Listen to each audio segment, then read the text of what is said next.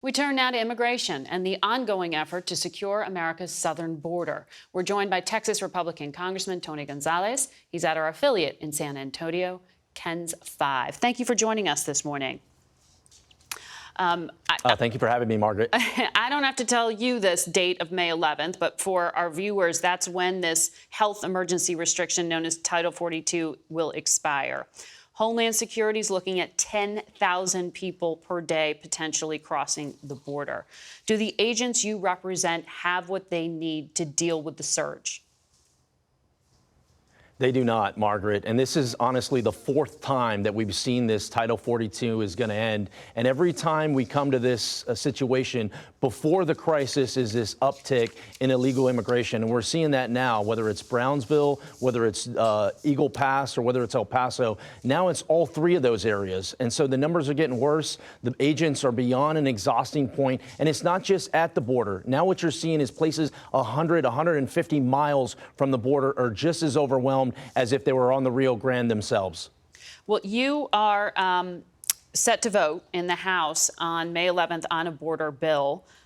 You're part of the Congressional Hispanic Conference, which had opposed the Republican bills on the grounds that you needed provisions in it to help legal migrants in the asylum process. I know you are now on board, dropped your opposition.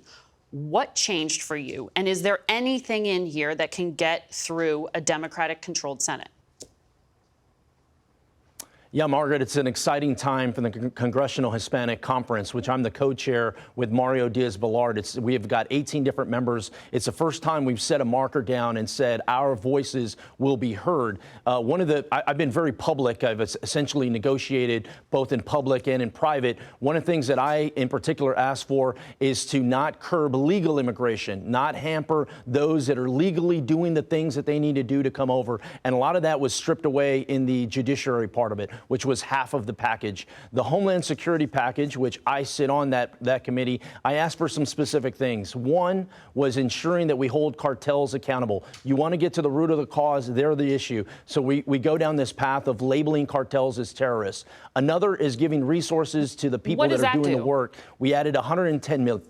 Yeah, 110 million for deputy sheriffs and local law enforcement officers. I did a ride-along with the Medina County Sheriff's Office on Monday.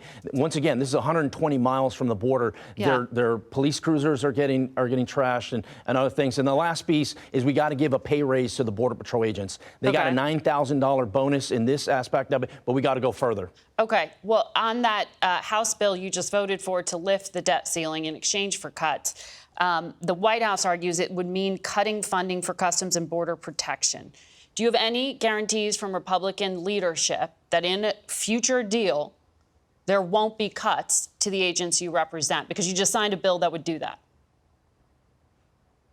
Look, I was on the fence. It was 215 to 215 when I ended up voting in favor of the debt ceiling. So I have some very deep concerns with the direction we're going. Universal cuts don't always solve the issue. In the same breath, just throwing money at a problem doesn't solve the issue. So what I'm trying to do is I'm trying to go, where is the money going? How does DHS, instead of getting a blank check, how do we give them money to the things that are going to help secure the border, like repatriation flights? These are flights where people that do not qualify for asylum, they don't get flown to New York or D.C. or Chicago. They get flown back to their country of origin. That is how you solve the border crisis. Other things like hiring Border Patrol agents, but you can't just give DHS a blank check and have them go spend it on all these things that is only encourages illegal immigration.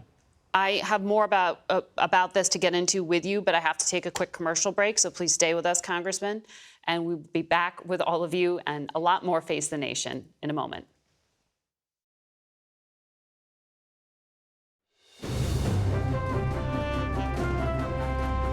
Welcome back to Face the Nation. We return to our conversation with Texas Republican Congressman Tony Gonzales, who joins us from San Antonio this morning. Congressman, I want to pick back up on border security. Migrant families, after May 11th, if they cross into the U.S. illegally, will not be detained by the Biden administration. The Trump and Obama administrations did detain families. Should families be detained? There should be repercussions for people that enter the country illegally. And this is where the Biden administration is getting wrong. First off, they're doing more. And I appreciate the fact that they're trying different things.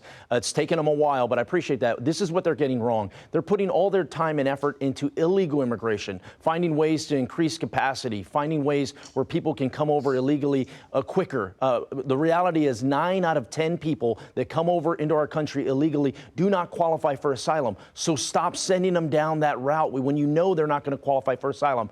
I am of the mindset we need to encourage those to come over legally. You would have to change the asylum laws. Once again, You do have to change the asylum laws, and it's something that the president should work with Congress on. You haven't heard the president say one thing about immigration other than just blame others. Congress has a role to play. I think that us passing this bill in the House on security is important. The next step is immigration reform. I am committed to doing that. You haven't seen anyone even try immigration reform in the past decade. I think it's long time that we do something. In my opinion, that starts with protecting those that are doing it legally through work visas. So just to be clear, do you think it's humane to keep kids in detention centers with their parents? I think there needs to be a process where folks have their asylum claim heard in days, not years. And if they qualify for asylum, welcome to the United States. And if they don't, you have to send them back to their country of origin. What we can't do is what we're having now. Right now, we have tens of thousands of children that are just being released into this country. What is happening to these children, regardless of their legal identity? I mean, what is happening to these children? So we have to enforce the laws that are on the books, and we have to encourage those to come over legally. Make it easier for folks to obtain work visas. Okay. Well, Health and Human Services takes those kids, custody of them, but point taken on needing to watch what happens next. Congressman, thank you very much for your time today.